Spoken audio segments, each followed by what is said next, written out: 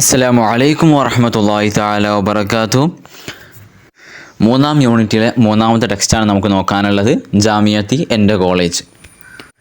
ഇവിടെ ഷക്കീൽ അഹമ്മദ് എന്നൊരു വിദ്യാർത്ഥി, അദ്ദേഹം ഡൽഹിയിൽ നിന്നുള്ള ആളാണ്. അദ്ദേഹത്തിൻ്റെ ജാമിയ മില്ലയിലുള്ള എക്സ്പീരിയൻസ് ആണ് ഇവിടെ നമ്മളോടുമായി പങ്കുവെക്കുന്നത്. ജാമിയ മില്ലിയ എന്നുള്ളത് ഗവൺമെൻറ് ഫണ്ട് ചെയ്യുന്ന ഒരു സ്ഥാപനമാണ്, ഒരു കോളേജാണ്, യൂണിവേഴ്സിറ്റിയാണ്. ഒരുപാട് വിഷയങ്ങളിലുള്ള സ്പെഷ്യലൈസേഷൻ ഹയർ എഡ്യൂക്കേഷൻ ചെയ്യുന്നുണ്ട്, ഈ ജാമിയ മില്ലിയ നൽകുന്നുണ്ട്.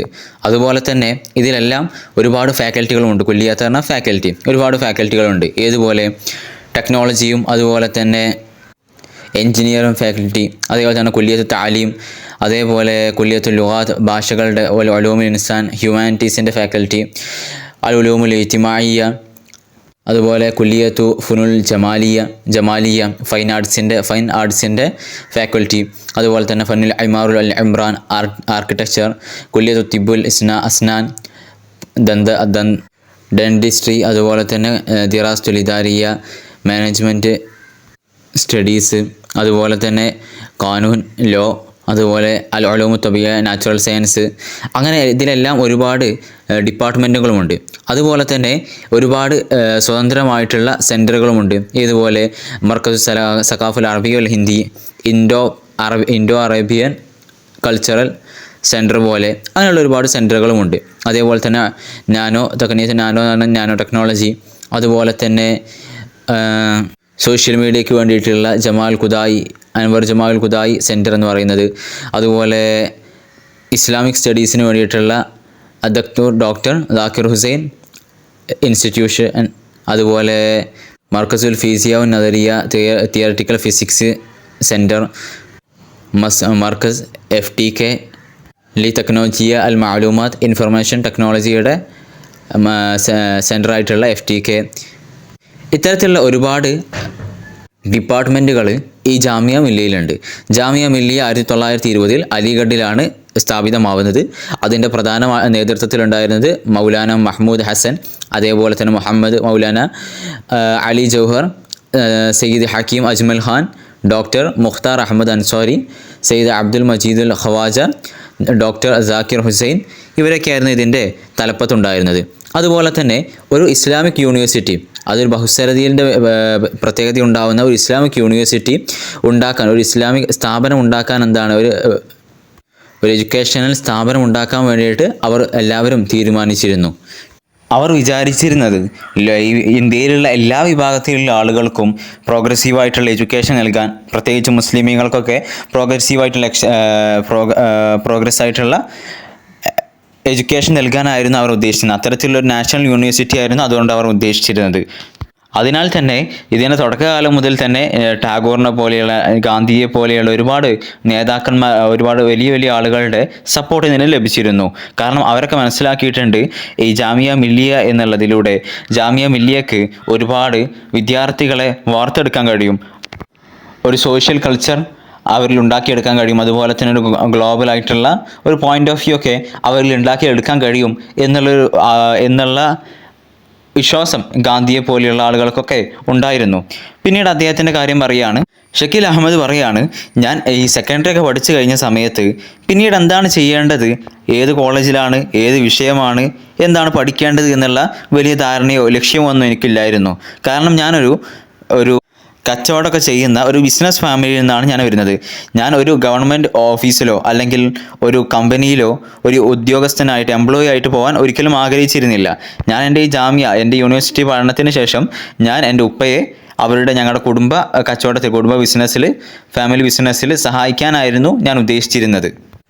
അങ്ങനെ എൻ്റെ വീടിൻ്റെ അടുത്തുള്ള ജാമിയ മില്ലിയ യൂണിവേഴ്സിറ്റിയിൽ ഹിസ്റ്ററി വിഭാഗത്തിൽ, ഹിസ്റ്ററി ഡിപ്പാർട്ട്മെൻറ്റിൽ BA ഹിസ്റ്ററിയിൽ ഞാൻ ചേർന്നു. തീർത്തും സ്കൂളുകളിൽ നിന്ന് വ്യത്യസ്തമായിട്ടുള്ളൊരു അന്തരീക്ഷമായിരുന്നു യൂണിവേഴ്സിറ്റികളിൽ ഉണ്ടായിരുന്നത്.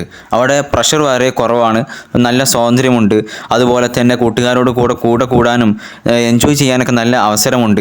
ആ ഒരു രീതിയിൽ പ്രത്യേകിച്ച് ഒരു നേട്ടവും ഇല്ലാതെ, ഒരു കാര്യങ്ങളൊന്നും പഠിക്കാതെ ഞാൻ എഡ്യൂക്കേഷനായിട്ട് ഒരു നേട്ടവും ഇല്ലാതെ ഞാൻ ഒരു വർഷം കഴിച്ചു കൂട്ടി.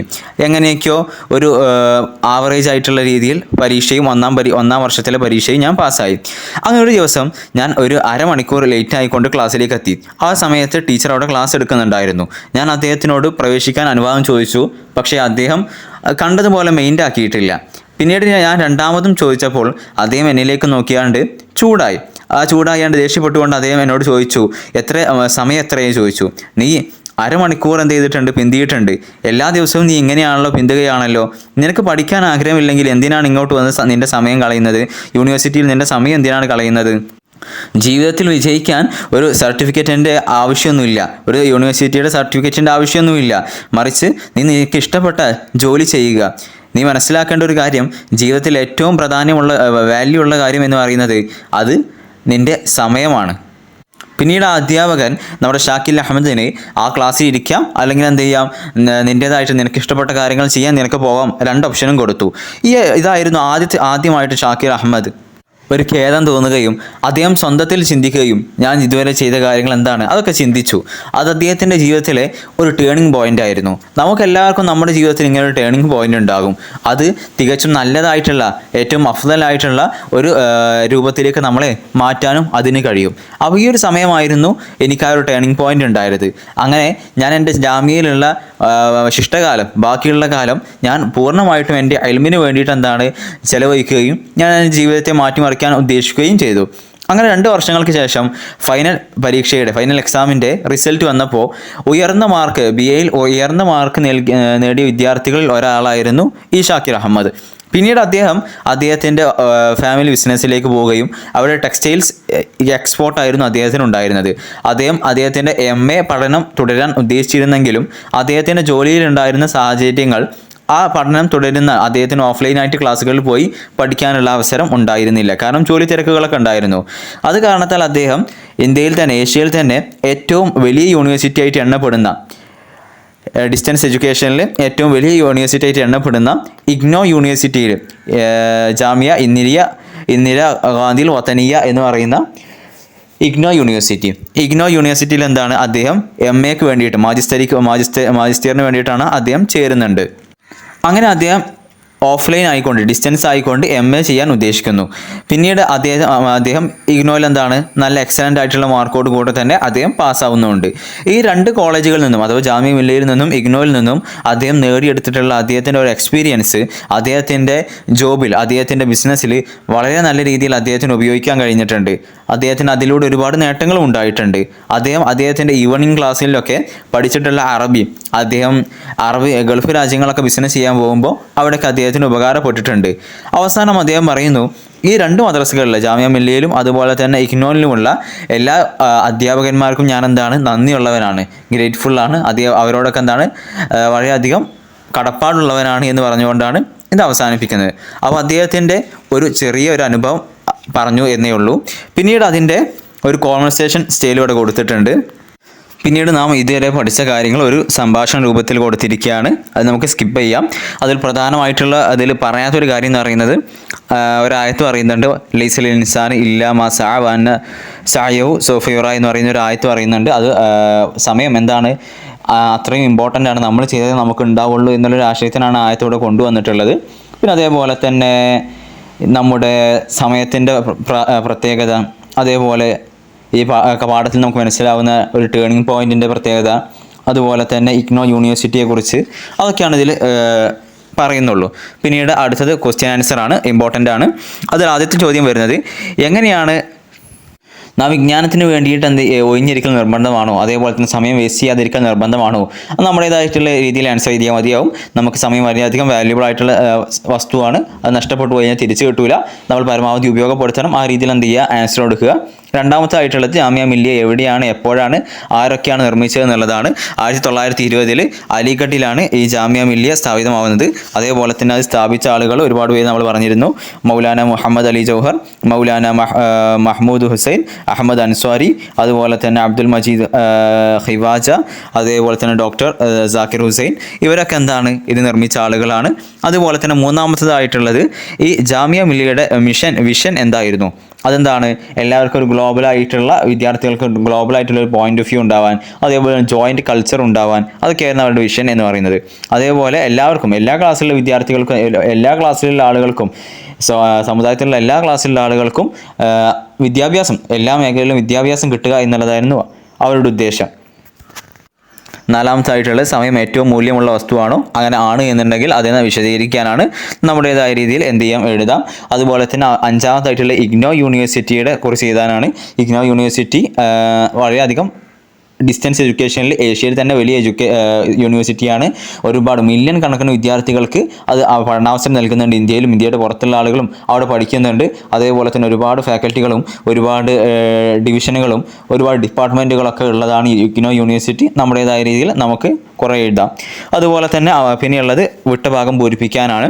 വിട്ടഭാഗം പൂരിപ്പിക്കാനുള്ളതിൽ ഒന്നാമത്തതിൽ ഹിയ ജാമിയാത്തുൻ ഹുക്കൂമിയത്തുൻ മുംതാസത്തുൻ തുമവ്വിലുഹ എന്നാണ് അവിടെ കൊടുക്കേണ്ടത്. തുമവ്വിലുഹ എന്നുള്ളതാണ്. രണ്ടാമത്തേൽ ദക്തൂർ സാക്കിർ ഹുസൈൻ, അവിടെ അല്ലദീന എന്നാണ്. അല്ലദീന അഖദു എന്നാണ് അവർ ഉദ്ദേശിക്കുന്നത് അവിടെ പറയുന്നത്. അതേപോലെ തന്നെ മൂന്നാമത്തേതായിട്ടുള്ളത് മിൻ ഷഅനിഹ അൻ തുഖദ്ദിമ എന്നുള്ളതാണ് അവിടെ ശരി, മൂന്നാമത്തേൽ ശരി. നാലാമത്തേൽ അല്ലദൈനി അദ്റക എന്നുള്ളതാണ് അവിടെ ശരി. അഞ്ചാമത്തതിൽ അല്ലത്തി തഖഉ എന്നുള്ളതാണ് അഞ്ചാമത്തേതിൽ ശരി. അപ്പോൾ ഇത്രയും കാര്യങ്ങളൊക്കെയാണ് ഇവിടെ ഇമ്പോർട്ടൻ്റ് ഉള്ളത്. പിന്നെ അതേപോലെ അടുത്തതായിട്ടുള്ള ഇമ്പോർട്ടൻ്റ് ആയിട്ടുള്ളത് നമുക്ക് ജുംല ഉണ്ടാക്കാനുള്ള അൽഫാദുകളുടെ മാന മനസ്സിലാക്കലാണ്. അവിടെ ലൊമ്മ എന്ന് പറഞ്ഞു കഴിഞ്ഞാൽ ഉൾക്കൊള്ളിക്കുക, ചേർക്കുക എന്നുള്ള അർത്ഥമാണ്. അതേപോലെ തന്നെ കദ്ദമ എന്ന് പറഞ്ഞു കഴിഞ്ഞാൽ മുന്നിടുക, പ്രോഗ്രസ് ചെയ്യുക, അങ്ങനെ അർത്ഥമുണ്ട്. അതേപോലെ തന്നെ ഇംതാസ എന്ന് പറഞ്ഞു കഴിഞ്ഞാൽ വേർപിരിയുക, വ്യത്യസ്തമാവുക. അകസ എന്ന് പറഞ്ഞു കഴിഞ്ഞാൽ റിഫ്ലക്റ്റ് ചെയ്യുക. ഇസ്തഅദന എന്ന് പറഞ്ഞു കഴിഞ്ഞാൽ സമ്മതം ചോദിക്കുക. പിന്നീട് അവിടെ റീറൈറ്റ് ചെയ്യാനുള്ളതും ട്രാൻസ്ലേഷനും ഉണ്ട്. അറബി ടു ഇംഗ്ലീഷ്, ഇംഗ്ലീഷ് ടു അറബി ഒക്കെ ഉണ്ട്, നമുക്ക് സ്കിപ്പ് ചെയ്യാം. പിന്നെ അടുത്തതായിട്ടുള്ളത് കുറച്ചുകൂടി വേർഡ്സ് ബാക്കിയുണ്ട്. ഷാ എന്ന് പറഞ്ഞാൽ ഉദ്ദേശിക്കുക, സന എന്ന് പറഞ്ഞാൽ ജോലി ചെയ്യുക, അത് ഉണ്ടാക്കുക, നിർമ്മിക്കുക എന്നൊക്കെ അർത്ഥം. ഹമല ചുമക്കുക, തമഹ ആഗ്രഹിക്കുക, ലക്ഷ്യം വെക്കുക, തസവറ രൂപകൽപ്പന ചെയ്യുക, അതിനെ ചിത്രീകരിക്കുക അല്ലെങ്കിൽ മനസ്സിലാക്കുക എന്നുള്ള അർത്ഥമൊക്കെ വരുന്നുണ്ട്. തഅമ്മല ചിന്തിക്കുക, ബാഷറ ഡയറക്റ്റായിട്ട് എന്നുള്ള അർത്ഥമാണ് വരുന്നത്. അതിന് സമ്മതം നൽകുക, ഇഖ്തലഫ അഭിപ്രായ വ്യത്യാസം ഉണ്ടാവുക അല്ലെങ്കിൽ വ്യത്യാസമാവുക എന്നുള്ള അർത്ഥമാണ്. പിന്നീട് ഇൻഹദറ എന്ന് പറഞ്ഞു കഴിഞ്ഞാൽ ഡിക്ലൈൻ ആയി പോവുക, ഇല്ലാതായി പോവുക ഒരർത്ഥമാണ് ഇൻഹദറ എന്നുള്ളതിന്. പിന്നെ ഇവിടെ ശരിയും തെറ്റും നോക്കാനുള്ളതാണ്. ആദ്യത്തെ സെൻറ്റൻസിൽ വലിയ കുഴപ്പമൊന്നുമില്ല, ശരിയാണ്. രണ്ടാമത്തതിലും ശരിയാണ്, മൂന്നാമത്തതും ശരിയാണ്. ഇതിലൊന്നും വലിയ വ്യത്യാസം നമ്മുടെ ടെക്സ്റ്റിൽ നിന്ന് അതേ ഭാഗം തന്നെയാണ്, തെറ്റായിട്ടുള്ള ഒന്നും കൊടുത്തിട്ടില്ല. അതേപോലെ തന്നെ നാലാമത്തതിൽ ചെറിയൊരു തെറ്റുണ്ട്. നാലാമത്തേൽ പറയുന്നത് അദ്ദേഹത്തിന് എന്താണ്, ഈ സെക്കൻഡറി എഡ്യൂക്കേഷൻ കഴിഞ്ഞപ്പോൾ ഷാക്കിൽ അഹമ്മദിന് വ്യക്തമായിട്ടുള്ള ഒരു ഡ്രീം ഉണ്ടായിരുന്നു, ഒരു എയിം ഉണ്ടായിരുന്നു, ലക്ഷ്യം ഉണ്ടായിരുന്നു എന്നാണ് പറയുന്നത്. പക്ഷേ അദ്ദേഹത്തിന് അങ്ങനെ ഒരു ലക്ഷ്യമില്ലായിരുന്നു എന്നാണ് നമ്മൾ പാഠത്ത് പഠിച്ചിട്ടുള്ളത്. നാലാമത്തത് തെറ്റാണ്. അഞ്ചാമത്തിൽ വലിയ കുഴപ്പമൊന്നുമില്ല, ശരിയാണ്. പിന്നീട് ഇവിടെ നമ്മൾ ഇതുവരെ പഠിച്ചതിൻ്റെ ഒരു ടോട്ടൽ ഔട്ട്കം, നമ്മൾ ഇതുവരെ പഠിച്ച കാര്യങ്ങൾ തന്നെ ഒന്ന് ചെറുതായിട്ട് ചുരുക്കി വിവരിക്കുകയാണ് അവിടെ ചെയ്യുന്നത്. അവസാനമായിട്ട് നാം ഈ യൂണിറ്റിൽ നിന്ന് പഠിച്ച കാര്യങ്ങളൊക്കെ ഒരു ജസ്റ്റ് നോട്ട് രൂപത്തിൽ വളരെയധികം ചുരുക്കിയാണ്ട് കൊടുത്തിട്ടുണ്ട്. നമ്മളിതുവരെ പഠിച്ച കാര്യങ്ങൾ തന്നെയാണ്, നമ്മളിതുവരെ നല്ല രീതിയിൽ നോക്കിയ കാര്യങ്ങൾ തന്നെയാണ് ഇവിടെ കൊടുത്തിട്ടുള്ളത്. അപ്പോൾ അവസാന സമയത്ത് സമയമില്ലെങ്കിൽ ഇവിടെ ഒന്ന് വായിച്ചു നോക്കാം. ഏതായാലും നമ്മൾ ഈ ക്ലാസ് കേട്ടിട്ടുണ്ടെങ്കിൽ നമ്മൾ ഈ ക്ലാസ് പറഞ്ഞ കാര്യങ്ങൾ തന്നെയാണ് ഇവിടെ വീണ്ടും റിപ്പീറ്റ് അടിച്ചിട്ടുള്ളത്. അതുപോലെ തന്നെ അവസാനത്തിൽ നമുക്ക് ആവശ്യമുള്ള അൽഫാദുകളുടെ മാനകളൊക്കെ ഉണ്ട്. അതിൽ കുറച്ച് അത്യാവശ്യമുള്ള അറിയാത്ത കാര്യങ്ങളൊക്കെ എസ് എഴുതുമ്പോഴൊക്കെ അറിയാത്ത കുറച്ചൊക്കെ എന്ത് ചെയ്യുക, അൽഫാദുകൾ നോക്കി വെക്കുക. അവസാനമുള്ള ക്വസ്റ്റ്യൻ ആൻസർ അത് നമ്മൾ നേരത്തെ പഠിച്ച ഭാഗത്തു നിന്നുള്ള ക്വസ്റ്റ്യൻസ് തന്നെയാണ്. ക്ലാസ് കേട്ട് കഴിയുമ്പോൾ നിങ്ങൾക്ക് തന്നെ ഇതിൻ്റെ ആൻസറുകൾ സ്വന്തമായിട്ട് എടുക്കാൻ കഴിയും. നമ്മൾ വെറുതെ പറഞ്ഞ് വീഡിയോയുടെ ലെങ്ത് കൂട്ടുന്നില്ല. ഏതായാലും ഇൻഷാ അല്ലാഹ് അസ്സലാമു അലൈക്കും വറഹ്മത്തുള്ളാഹി തആല വബറകാതുഹു.